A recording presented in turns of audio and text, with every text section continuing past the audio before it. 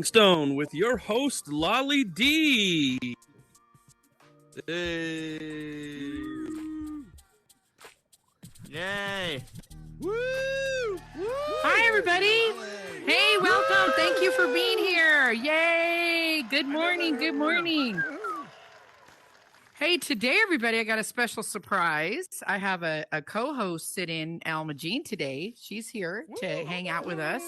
We're going to talk about that in a minute. But before we get into that, I wanted to, if you don't know Alma Jean, she is a lead on the Soapstone team, and she is the head of all the training that goes on in here. So if you're a producer or a moderator, you sure as heck know who Alma Jean is. But for everybody else, it's thanks to this lady right here that we have such a wonderful team. So thank you, Alma. She works really hard at that. She does. She works really hard at that. I have to apologize in advance for that part. But it's okay. Not at all. But anyway, so Alma came to me, I don't even know, when we first started Good Morning Soapstone, and she is like, hey, you know who I really like to see on this show is wafflecopters. I'm like, oh yeah, who's wafflecopters? And she goes, well, let me show you. And he's kind of a big deal in here. So she took me to one of his worlds, and she proceeded to show me the puzzles. And I'm like, wow, that's a lot. There's a lot going on in here. So periodically over the last year, Alma Jean would come up and go, so like, what about wafflecopters? What's going on? I'm like, yeah, you know, I never see him. He's not around, and I don't know how to get hold of him. All of a sudden, the stars lined up. And wafflecopters and I were online at the same time. And you know what? The minute I actually connected with him, he was so nice. And he said, of course I'll do that show. I would love to do that show. So it took him a while. He had some other things going on before he made the time. But as soon as he could, he did. And he's here with us today. Yay. And Alma Jean told me that if you Google wafflecopters #1 fan, this is the picture you'll see right here. So we should try that. We need to find out if that's true. I mean, if it's not there for you guys, then I need you guys all to send in like a little request to Google and just, send them another picture. But make sure it's a flattering picture of me. I mean, don't maybe we could get a Wikipedia thing going, #1 fan. Yeah, something. Yeah, something like that. Headshots. Yeah. So since we're going to be talking for a bit with wafflecopters, because he is, as she says, quite a big deal in Horizons. Yes, wafflecopters, can you come on out and say hi to everybody? Welcome, wafflecopters, everybody. Yes. Hey. Hello, nice to see you all. Come on in. Come on in. Have a seat on our beautiful blue couch. Before we get going, Waffle, I wanted to say welcome to the Soapstone. We love having you here, and I wanted everyone else to know Trainer Cal really wanted to be here for this one. He's really upset. And I told you all last week, if you were here, that because of the time change with the UK, he's still teaching. So you are going to see a Trainer Cal come flying through the door and plop up on this stage. So don't be surprised. That's going to happen as soon as the time lines up. I think he's going to be about a half into the show. So you will see him come on up here because he was also very excited to get a chance to talk to wafflecopters. So that being said, welcome. We're so happy to have you. Thanks. Yeah, thanks for having me. I'm pretty excited to be here. Yes, we are excited. Why don't you, first of all, before we even start talking, I need to know, why wafflecopters? Why that name? It's actually my legal name on my birth certificate, so I just kept it. Oh, well, that makes sense. Yeah, I'm just kidding. I need to meet your mother. We'd get along great. So it's based off of an old kind of GIF or memes. In early internet slang, there was ROTFL, rolling on the floor laughing, and there was this GIF from a long time ago of a helicopter. And it just had like ROTFL around it, and it was the ROTFL copter. And so when I wanted a username, I thought ROTFL copter would be a pretty fun name. It was taken, and so I tried making it plural, and it was taken. And I'm like, okay, Rotfulcopter. I'm like, oh, that sounds a lot like waffle. So I was kind of like, maybe I'll do that. And I just sat on it for a little bit, and then I suddenly had this vision that I could literally make a helicopter where the blades were waffles. I'm like, oh my God, that's like such a cool visual element. And then so I went with basically wafflecopters, and the non-plural was taken, so I made it plural. All right. Well, that explains that. And the great thing about it is it's so unique that there's no confusion. Everybody knows. Your reputation precedes you, obviously, but that name is indistinguishable. Or distinguishable, so we know who you are. So that's great. So I asked you earlier, maybe you can give everybody a little input as to, getting to the metaverse and starting here, and tell us why Horizons, what you had to do with Horizons, and let them all know. It's pretty exciting. Sure. Yeah, let's see. I've been in VR, I think, since 2017 or so. So I bought a DK1, the Kickstarter for what became the Oculus Rift, and I've been basically hanging out ever since then. I actually used to work at Meta. I was there for about a decade. And so I was in their social VR org where Horizon was started. So for the first few years of Horizon's life, from prototype to kind of the early alpha and beta, I was actually on the Horizon team working on Horizon. So, That's awesome. so I've basically been in Horizon since before it was public. And then I left about a year ago just to spend a lot more time creating my own stuff, being a member of the metaverse. And then at the beginning, you mentioned I've been kind of vanished for about 5 months. I took a pause to take care of a family member. And so hopefully soon we'll be back here a ton more, but it's not. I didn't just wake up one day and say, I'm done with it. I'm really missing being in here a ton. So hopefully I'll be back here a lot more soon. Awesome. So, one of the things I had Alma do when she was talking about you was I said, well, show me what you're talking about. So she started taking me to the worlds, and lately we've been to a few others. And boy, I will say the puzzles that you make are incredible. So when you decided to build in Horizons and you came up with worlds like other people, what in you said, hey, it's not enough word to build this world. Now I'm going to build this big complex puzzle to make this whole world go. My gosh, Wafflecopters, your puzzles are incredible. I mean, they're challenging, they're satisfying, they're interesting, they're all unique and different, they're all great. What was your motivation to put puzzles in there? Yeah, so I've always loved puzzles. Like when I was younger, I'd play Myst, all of the Mysts, games like The Witness, Braid. Like I'm always playing puzzles. As soon as escape rooms became a thing, I, started doing those. So I have always loved puzzles. I never really thought of like making puzzles. I never woke up one day and like I'm going to be a puzzle creator. What happened is so way before Horizon, I was just kind of playing with some other game maker, so a tool that makes it easier for people to make stuff. And I was just kind of playing with it of like, oh, here's some weekend, let's poke at this app I found. And I basically just made this little thing where there was a bookcase with a book on a floor, and you put the book in the bookcase and it opens up and shows a secret passage. Why I made that, I have no idea. But that was it. It's just like, oh, put the book in the case and it opens. Maybe some part of my child brain was like, that'd be cool to have in my house or something. And I showed it to one of my friends who's like really big in the, he's made a ton of video games. He's worked at a lot of video game companies. He's like really established game maker. So I showed it to him of like, look, I made this little derpy thing, kind of like you've made these huge games, like this little thing I made. And he was like, where's the hallway go?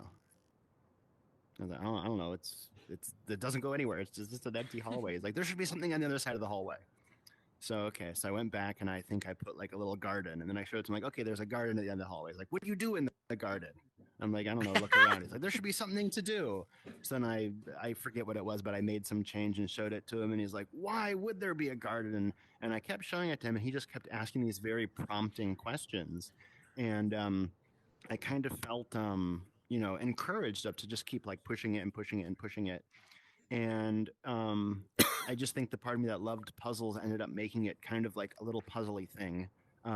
It was absolute rubbish, not well thought through, but like as I kind of piece it together, I then had this like urge to redo it like thoughtfully, be like, oh, I could like if I just do a version 2 of this, be much better. So I made a version 2, and I basically published it on this game maker platform, and the next day it was trending. And that just then kind of like, if you make a world and people or a game and people play it or visit it, I think that's super exciting. And then so I think literally the next day I started my second one. and then on and on and on and on.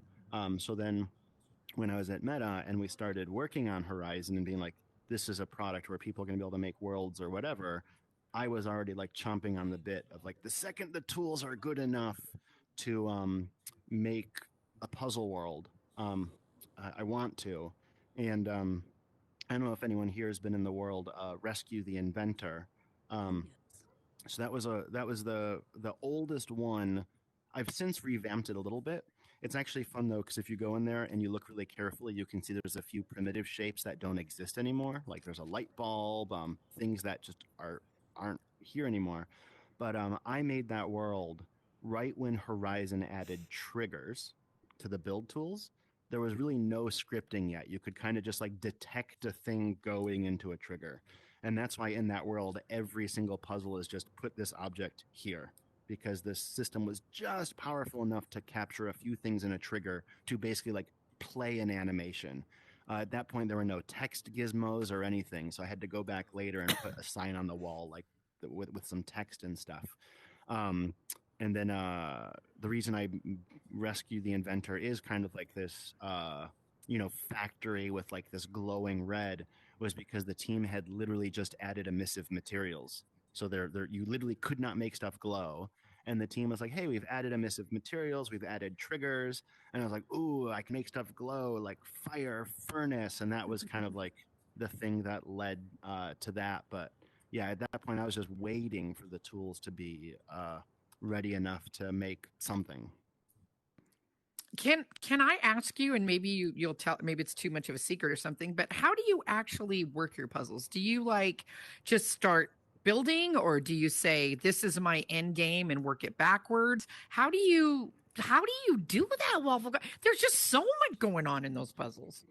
Yeah.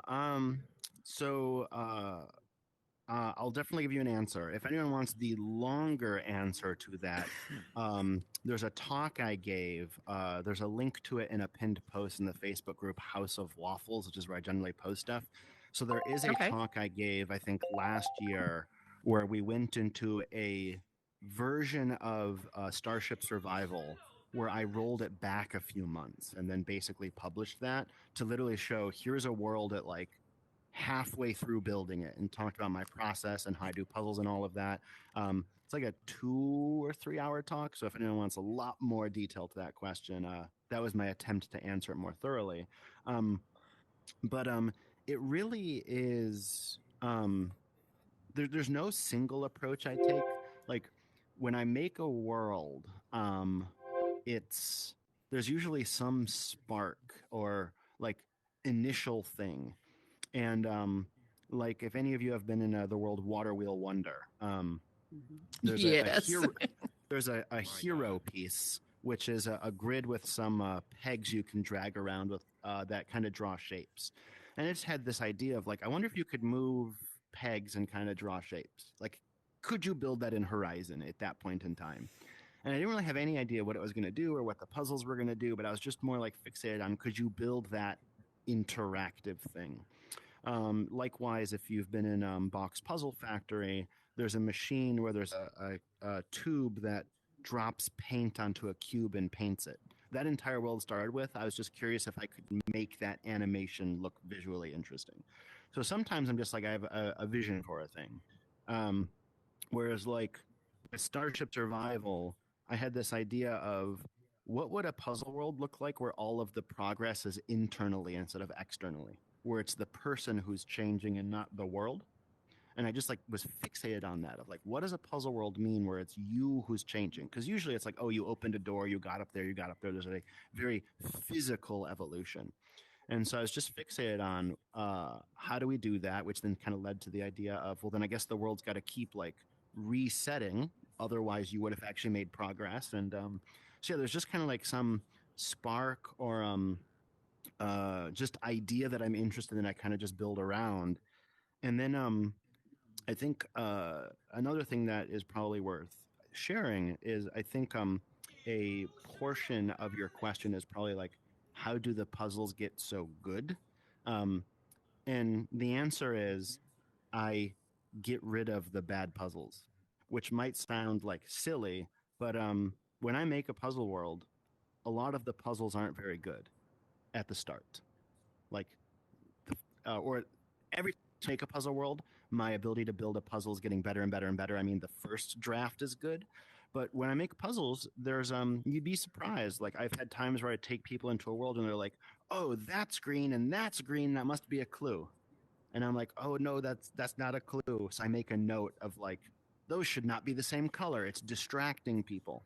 And so what I do is I say for basically every hour I spend building, I'm going to spend 20 minutes testing at least. So a third. Um, and so, like Starship Survival, I would say I probably spent 50 or 60 hours at least just watching people play the puzzles, taking notes. And then each time they would play the puzzles, I'd go and just make subtle tweaks, subtle tweaks, subtle tweaks of, oh, that's distracting them. Oh, this is too complicated. Oh, they're really getting stuck here. They weren't having fun at this place. This was the most, and just tweak and tweak and tweak so that I try to get to a place where a puzzle is the most distilled version of itself. There's nothing extra, there's nothing distracting, and that like you just kind of like fall into it naturally. It doesn't feel like hard work, but it also feels rewarding. And it is one of the See, and things. that's one of the things I like about what you do, and it's obvious to me. You spend time. You didn't even have to tell me that you spent time doing that because it was obvious that you do. Because just about the time you're so frustrated that you can't figure it out and you're thinking maybe we should give up, then it's like you just want to. You just like let's just keep going for another minute or two, right? Yeah. And sure enough, that's what happened to us the other day. It took 5 of our brains to figure out your puzzle, but somebody finally said, "What about this?" And we went, "Yeah," and there he is. And we're like, "Yes!" It was Frater. Yeah, we're like, there's the "Yes, brain Frater, done. you're a genius." So that was fabulous. Actually, but I said I was going to punch him in the throat if it actually worked. So I still owe you that. no, it was beautiful. And we got such a satisfying ending. So you gave us that super fun, you did it and here's your reward. And it was so satisfying, right? We were all like so happy. So I give you lots of kudos for that. You're one of these builders that you're concerned about the experience your user is having, which seems like an obvious thing to say, but it's not. A lot of people say, I built this world for me, you like it, you don't like it. And that's okay too. Yeah. But if you're wanting people to stay in your world, if you're wanting people to, really look at it as something amazing, then you gotta want them to want to be there. And you, so yeah, I mean, Elm, I don't want think to keep you from asking your just questions one too. quick So go ahead. comment Go on ahead. that. I think that's just good for a lot of people to hear, and for creators in general. I think a lot of worlds I go to are really low quality for really tiny reasons. And that always makes me really sad. Of like, you can see a lot of love and passion went into this world, whatever it is. There's, so much interesting ideas here, but the person published it in its first form. And I mean, first form of like in terms of being seen by people. And so I've seen stuff where you go into a world and there's instructions and they're just like poorly written. And I'm like, this is a bummer because if I understood the instructions better, I might enjoy it more. Or I've been in a world where I'm just not quite clear what to do. And that doesn't mean the concept of the world is poor. It just means the execution needed a bit more refinement. And it's the equivalent of a paper that's just full of typos and seen no edits. Like, it could be the most amazing story in the world, but if someone's like, here, read a book, and you can tell it's just like unrefined, the quality of the idea then gets diluted by the unrefined execution.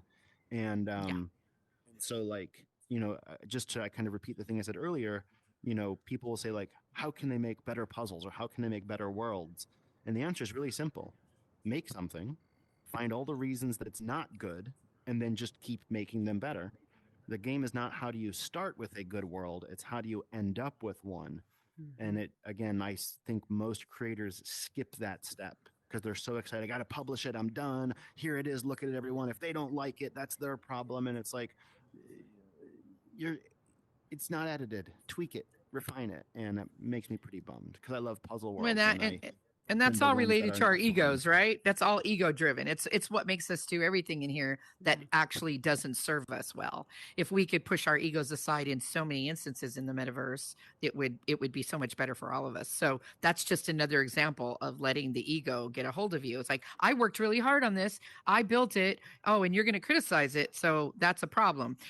So you taking the attitude of, tell me what's wrong. I want to know everything that's wrong.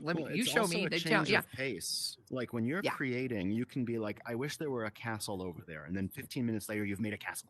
Like you have this, when you're in the raw mode of creation, you have a very high rate of discovery, a lot of, dopamine being released. And again, like it's like opening a blank Word document and just smashing your keyboard. It's like, look at how fast I'm going.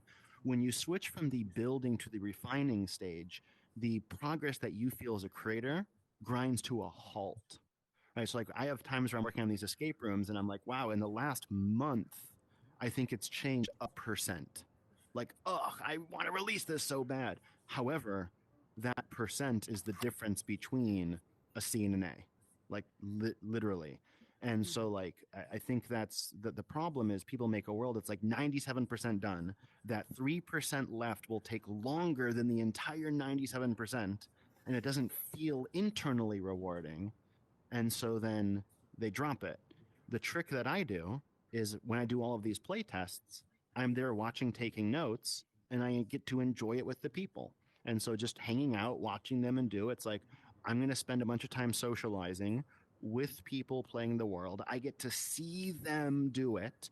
And so like I've watched hundreds of people play my escape rooms, which is so rewarding when it's not even published. And so that's kind of how I bridge that gap of like, how can this be as equally rewarding? Their reactions is the reward, and that's how I kind of help push through that phase of constant refinement. Awesome.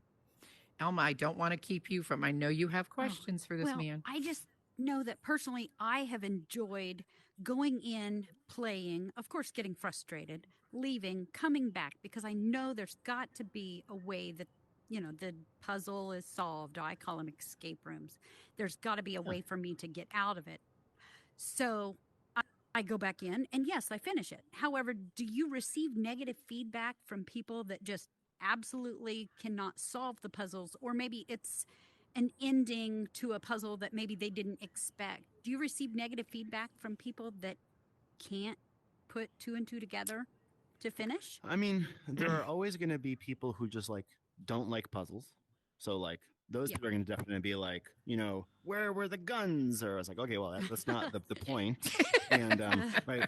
And, so like I do get feedback a little bit from that, but, I don't really get a lot of hard feedback on my worlds, because what all of that, like whatever the top 100 most critical feedback is, I got it all before I published it and I attempted to fix it.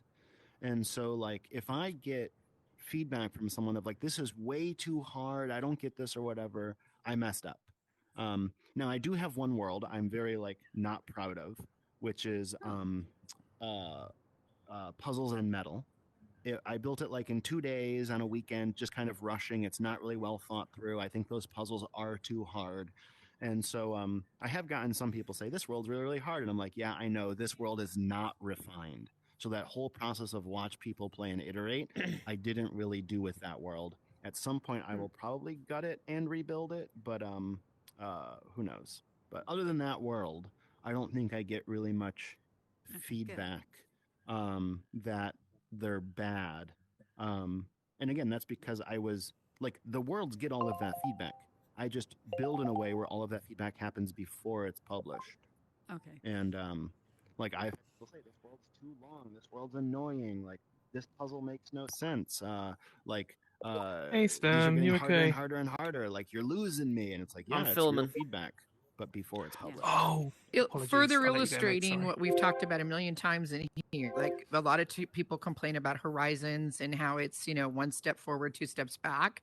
And we keep reiterating to everybody is, you guys are looking at something in progress. This is not a finished product. And so, yeah, it's going to be like that. That is what success looks like, up and down, up and down. So we keep telling everybody, when you fail, when something goes wrong in here, that's not your signal to stop. That's your signal to look at what you're doing, right? Which is exactly what you're saying. So yes, that's a successful person, one who faces the failure and gets better the next time over and over again, right? That's how we do it. That's how we do it, Yes. Elma. If your goal is to end up with something good, it doesn't matter how not good it is at the start. Right. But a lot of That's people exactly right. take a lot of personal pride in how good a thing is at the beginning. And like, I don't care how good my first draft of an escape room is. I care how good the last one is. And that's just time. Like, Well, I have listen, an I escape know room I've these. been working on and off for a year on, just because it's not at the bar I want. And until it's at that bar, I won't publish it. As much as every bone in my body wants it out there. Well, it shows because your puzzles are amazing. Your worlds are They are amazing. absolutely And we phenomenal. are Appreciate that. thoroughly I love it. enjoying them. I need more. Would you be I've okay told you. if we Yes, you're right. Would you be okay if we did questions now, because I want to give everybody plenty of time to interact with you? Is that okay? Do whatever you guys want. Mm-hmm. All right. Wafflecopters has also told us that he is happy to stay after the show is over. So if y'all want to keep talking and asking questions and talking to him, that's perfectly fine. So who wants to be Open the first? Who's stage. got a question? Freighter, come on up. Nanook, you'll have to open the stage. Oh, yeah, I'm sorry. You do. You got to shut the open mic off. Sorry, Nanook. Or should I go Oh, first? go ahead, Sturm. You can Freighter, let Sturm get us one question. Yeah. Okay, thank you. Go ahead. Go ahead, Sturm. What has been your biggest accomplishment and challenge in the metaverse? My biggest accomplishment and challenge. I mean, my biggest accomplishment is just that, like, I've reached a level of puzzle design I'm really happy about. Like, No. when I started making puzzles, you know, they weren't the best, and I wanted them to be better. And I like feel that I've just honed it to a level that I'm really personally proud of. I really focus on intrinsic motivators more than extrinsic, and so that means a lot. I also just feel a lot of like joy and pride in the number of people that have like made friends in my world, or that it's a social hangout. Like I get people all the time who are like, oh, so and so, anytime you release a new puzzle, like we go and play it together, and like they're my puzzle buddy, and that means a lot, that it's fostering social connections. The thing I struggle with the most is probably just the instability of Horizon's tools. I know that's like a very like kind of hand wavy answer, but like it is definitely the thing that gets in the way the most. I think separate from that, the thing I personally struggle with a lot, which I'm sure a lot of people here do, is like what to do next. There's always like 10 different ideas I want to work on, and I'm like, do I want to make a escape room? Should I go back and update Zap Zap? Should I work on whatever words? Which do I do? Why? And like, I don't know that I've gotten better at solving that. I wish I had more, I think, organization in how I approach those. It just feels like I'm still just kind of winging it what I do every day. Alma's available for I'm having fun, consultations so- if you need her. Yes. Good to know. Okay. Fraser, was it you that had a question next? Yeah. Okay. I do. Don't hit me. Okay. I will. So, I'll keep my hands to myself. yeah, right. Yeah, I actually do have a question for you. Especially, one of my biggest fears when I go into stuff like escape rooms or puzzles or worlds such as yours is a lot of times in any world, and it's never the creator's fault. It's just how it is. Sometimes there's a bug, or sometimes the world needs to be reset. That is my biggest fear: is to go into a world like yours, and then I'm stuck on a puzzle, and it's not my fault. It's because a bug is happening. Do you have measures to do you have ways to kind of get around that other than just testing? Because sometimes that's just going to happen. Is there a way that you combat that?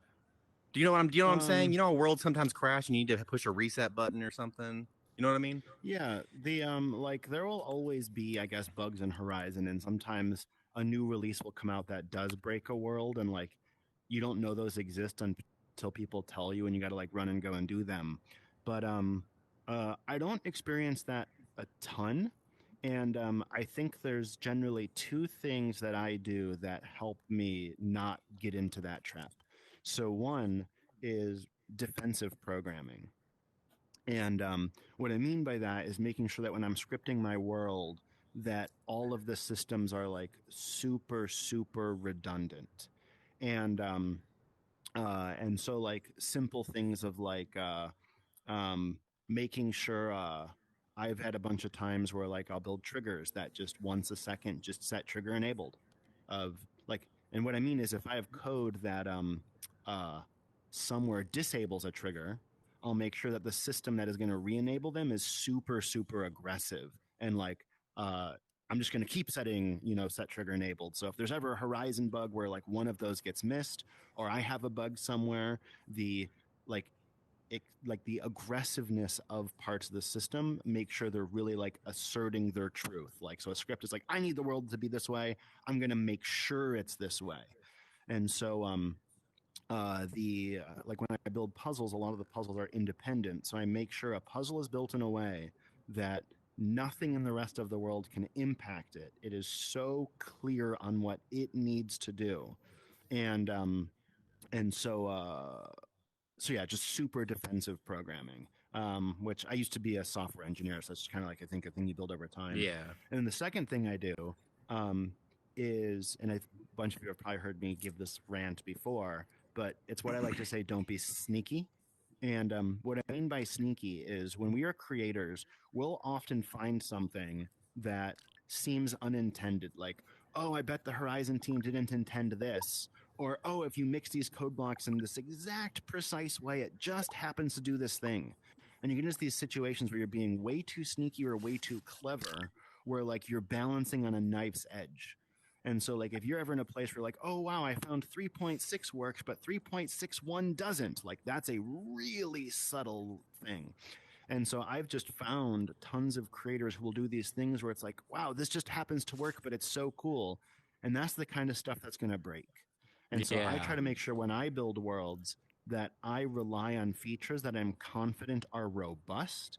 And if I have a thing that feels like it's just in a very subtle sweet spot, and I'm like, simple example, inverted objects. I know people love inverted objects. If you know how to make them, it's a really weird, sneaky, it's like an incantation. And Horizon has broken them multiple times. So as long as you're okay with all of your inverted objects breaking at some point, like you take the risk.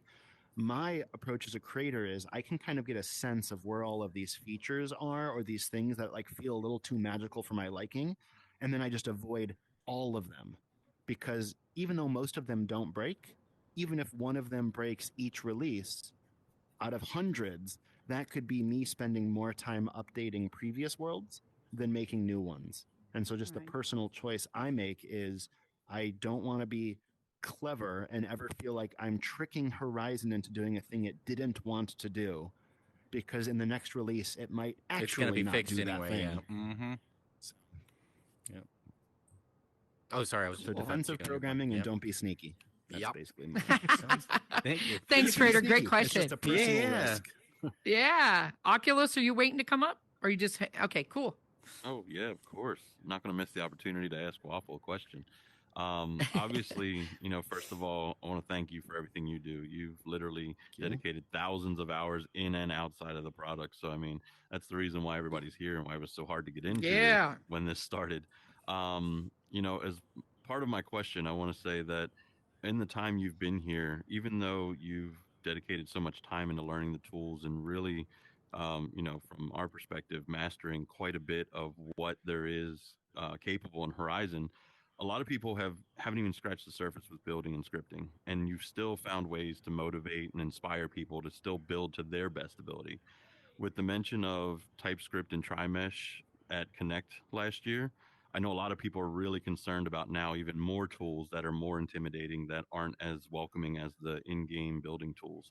So my question to you is, since you spent a lot of time with people, motivating, inspiring, and a lot of it may have been subconsciously, is there anything you can share with people here that are worried about these tools kind of taking other people's worlds to the next level and leaving them behind? Yeah. I mean, it's a legitimate thing to be concerned about. Um, but it's also the kind of thing that we like deal with everywhere in life. And like, it's when I was in college, the iPhone came out. I will never be as strong as an engineer as these people who were born way after the iPhone was invented and just grew up with it. They're just like, their brains are better sculpted to that environment. And I could sit here and like try to think about, oh, they have this advantage and how their brains have, grown and all of that. And what about me and all of that? And I just don't think you can spend time on that. And it's like an artist who's a painter saying, "Oh, my next door neighbor makes their own paint." Yeah, then they might paint stuff that like you don't. It doesn't make them better. It's just a different set of tools, a different set of foundations. And so there's always going to be someone who has access to more tools, who access to more things, or has a PhD or 30 years of experience, and that's just like life. And with that, I think what then we have to choose is where on that spectrum do we want to be? There's nothing stopping anyone here from going and spending 10,000 hours learning Blender if they want to. We got to choose our battles. But the way I like to think about it, though, is like one of my favorite quotes in life is never compare yourself to other people. Compare yourself to who you could be. And so, like, having a good goal, I think, helps. And so, like, if a person is like, oh, that person's using TriMesh, I could never be as good at them, like, as good as them. What does that mean? Like, as good at them at what? Because if the goal is recapturing your childhood memories, that person doesn't know your childhood memories. If your goal is making something for your closest friends, that person doesn't know your closest friends. If the goal is making the most detailed, amazing mesh in the world, then yeah, you might want to go learn those tools. But like really having a clear goal helps you figure out where you want to go in life. And like That's there is great advice, Wafflecopters. That is great advice. I love that. And so like awesome. And like so I think the short answer there is like have a goal. And the thing that makes me so sad is so many people's goal is to just be something really vague, like be the best or be good. And then when they see someone else doing good at a thing that they can't do, it just deflates them entirely. And it's just like a horrible goal. And so like I'm not an artist by trade. Like every time I make a world, I try to make it look better and better and better. I'm not a 3D sculptor. I don't know how much of TriMesh I'll be using, but like I want to make puzzles that people enjoy and that I get a better puzzle designer along the way and that I have fun doing so. Those goals I just listed have nothing to do with anyone else's worlds. And so like I don't feel that competition. So that's at least how I approach That's it. brilliant. So have a better goal, be internally motivated, not externally motivated. And if it really keeps you up at night, go gain the skill. It takes a lot of work, but it's just time. Great. Appreciate you. And to add to that, I've heard Thank a quote that says, a goal without a plan is just a dream. So do you have a goal or do you have a dream? Because Okay, well we have a new questioner here. Hey, Waffle. there, stranger. Well, hello to everybody. Man, this is so cool to see you here. It's a big honor to have you on the stage here at our Good Morning Soapstone. Thanks for making it possible. Absolutely. And of course, all the credit for making it possible goes to Lolly Trainer, Alma, and the whole Soapstone team. Takes a village. It does. I said that once or twice. Yeah, that's, a couple times. Good. We've heard that. Yeah, but I just wanted to share as you were going through that last answer with Oculos, the word that kept coming through my mind was collaboration, and when you pick your lane and figure out that you can be the best there is at this thing, and then surround yourself that are the best in the world at the things that you might not be. That's an excellent way, because then when you see people that are better at something, it doesn't become a competition thing or a downgrading of ourselves. It becomes an opportunity. And so again, I just thank you. And the people that I have collaborated, you have been the mentor and the trailblazer for several of them. I mean, Wicked Shamrock, he came in when we first opened up, and it was chaos in here. And we had no stage management system. And he came in and he said, hey, I've got a stage management system that I'd like to share with you. And he played such a role in trying to get things underway. But when I was talking to him and we were working on stuff, I think he said the name Wafflecopter, about every 3 to 4 minutes. so, so you hugely impacted him in the time that you've spent with him, and that carried on to where, where it says here, courtesy of Wicked Shamrock under our sign up. It could just as easily say courtesy of Wicked Shamrock, inspired by wafflecopters. So Yeah. thanks for that. And then the other person who's been so key in here is, of course, the John McClay, and he holds you just so far above everybody else in the role that you've played in Horizon and the role that you've played in his development personally. So thank you for who you are. Thanks for all the contributions that you know about and the ones that, and many that you probably don't know about, that you've made to this wonderful platform that we call home. So Yes. I appreciate Yay. that. It means a lot. Beautiful. Yes. Beautiful. And I agree with your awesome. point that building a team is a great way to do awesome stuff. I don't think in the human race, I don't know if really in the last 500 years we've had a single example of a person really doing something purely on their own. And you got to go back to like the Renaissance to find that. And like, yeah, all the great things are done by teams. And even just passion and energy is just a unique characteristic you can bring to a team. Like I was mentioning earlier, how hard the final 3% is of a project, of really all that polishment and refinement. And even just to be the person in the team who says, let's keep going one more day, like that alone is a huge role. And I think people underestimate all of the different facets of a project that are important. And so, yeah, it's a great call out that should have been a part of my answer. And it'll be next time I get that of a team is a great way to, it's like Power Rangers. Like you can be the left arm of the giant thing. And like, that's pretty cool. Yeah, right. for sure. Yes. Well, Thanks, Aaron. We know you're not feeling well, so thanks for being here. Yes, We know that thanks for you're stopping by. for sure. It's a huge honor. Now I'm going to go pass out. Bye. See ya. Plenty of See ya. rest. Get some rest. Maddie, are you waiting? You waiting to come up? Come on. I was just laughing at Aaron because I was thinking to myself, because you just said that before the show started that he was sick, and I'm thinking to myself, if you don't get off the stage, I'm going to carry you back to bed. Yeah, he's not feeling well today. I am really excited that during this interview, first and foremost, Puzzle Zen Metal is my favorite one, and it's my favorite one because it was the hardest one. And I was It was just so telling them hard. earlier that I was ready to take my headset and throw it clean through the wall. And I said this. I was like, "This is." I've completed all of your puzzles with groups of people. We've had a blast, but that puzzle Zen Metal, I was like, I can't stand this guy. And then I was standing there, and I don't want to give it away for anyone who hasn't completed it. But when I saw it, I said, "Oh!" And I can't. I'm on Soapstone. I can't curse, but I did use an expletive, and it was so revealing to me.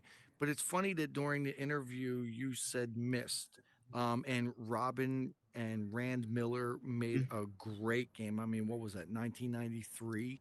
I picked up on it on 1995, and some of your puzzles, I definitely had that mist type feeling to them, and it was very reminiscent to me.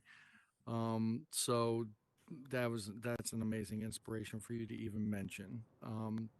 As Oculus said before, thank you so much for everything you've done for the community. Even your friend, thank you for the inspiration that he gave to keep pushing you. Because when you told that story about putting the book in the bookcase, it reminded me of those books that I have that are choose your own adventure. You put the book in the bookcase, turn to page 48, or you don't touch the book, turn to page 52. You remember them books back in the day, like them old books? And that's what that reminded me of. Everyone in the audience, please take Wafflecopter's advice. I don't really have a question for you. You've answered everything, or someone's already asked it. Please take his advice, because I did before. When it came to people who in your life, if you say, I want to go skydiving off this thing, and they say, why? But, I removed people like that from my life a long time ago and replaced them with people who said, why not? Why not push for the extra 3%? Why not keep on polishing? So that's fantastic advice, dude, and I praise you for that. Thank you for everything you've done. Thanks, Maddie. Thank you. You're always so positive. We love it when you come up here and share. Semi-positive. So thank you. Yeah, you're And I think positive. it's wonderful how Come on. you're, not only providing me with massive entertainment with the puzzles, but you also provide an education to others, those that want to come into your classes, the math class, the or the copter class, or I can't even remember the names of them, but there's just so much there that you're just so freely sharing with others. Yes. I think it's great. Thank you so much to the community. Yes. Come on, Zach. You have a question, my friend? I actually have one Maddie's more thing. got I one more thing. apologize. I'm Okay, go ahead. sorry. At the very beginning, Coloma's headset died, and he was so bummed because he couldn't get back in. And Oh, no. I wanted. He sent me a party invite. He said he's a huge fan. He's so bummed that he couldn't be here, and he wants to meet you because right before you clapped his hand up there, you got zapped to the booth, and he was yeah, like, I he said, Maddie, I was this close. So I just want to say that. Thank you, Zach. Thank you so much, Zach. Sorry, Whoa, Paloma. poor Coloma. Okay. A quick response to that. So one, if anyone ever sends me a message on like Oculus chat, I'm pretty responsive.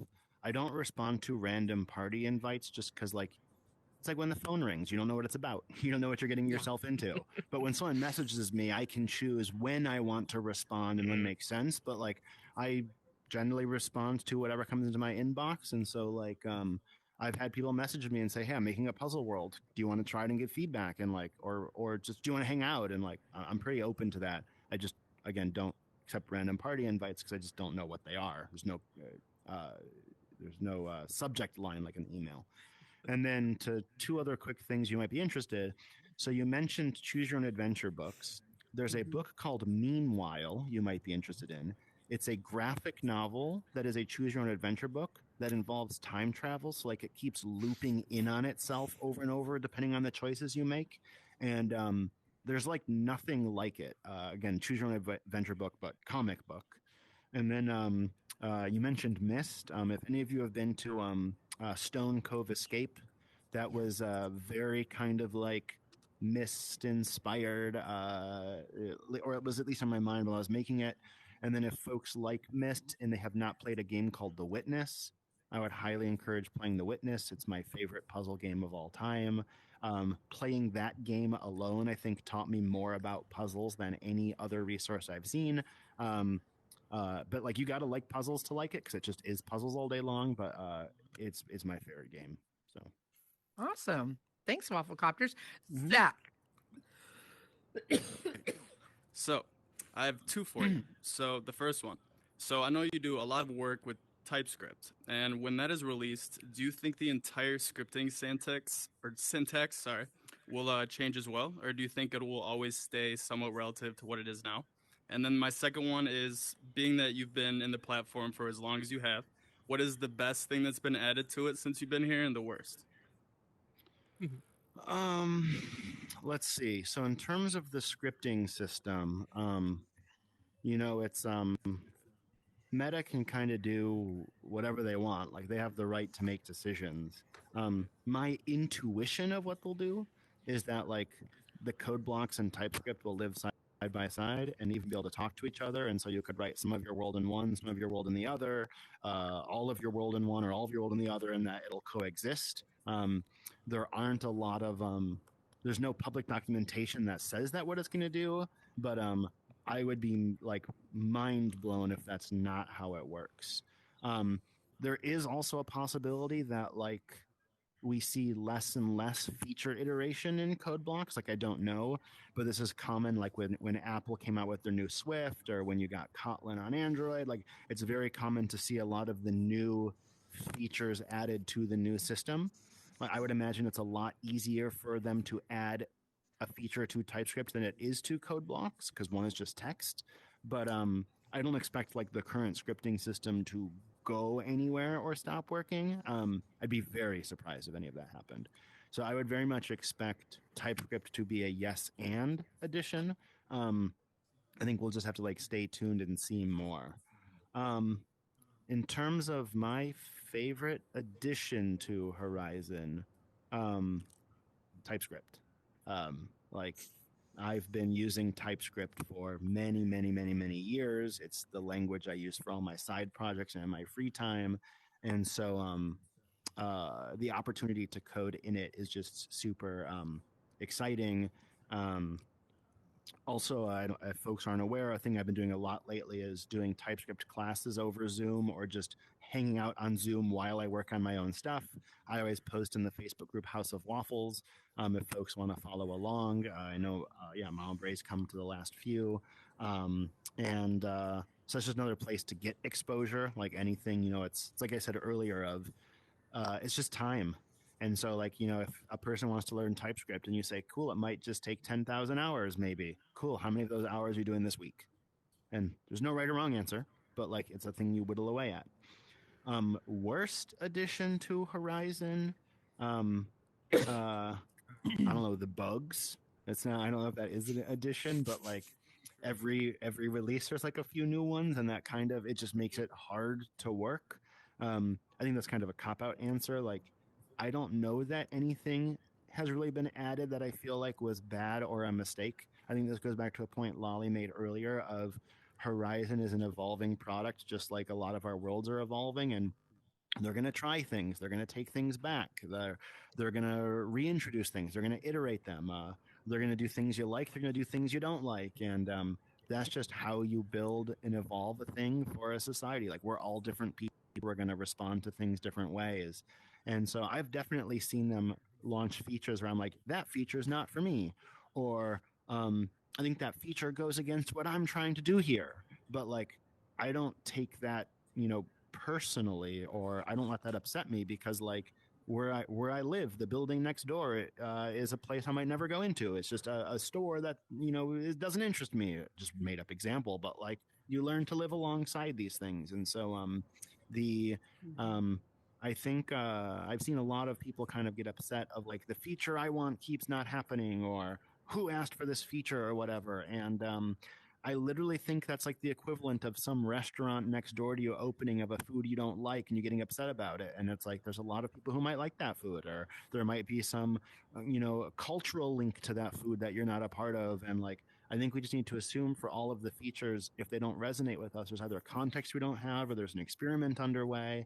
And so I don't really feel that there's been any like additions that I look at negatively. And then also, I feel like to build a metaverse, eventually all of the features have to be there. So it's just a kind of like, what order do they add them in? And if they add them in an order differently than I wanted, well, then like, I don't know, that's life. And I'll just kind of keep hoping for the ones I'm looking for.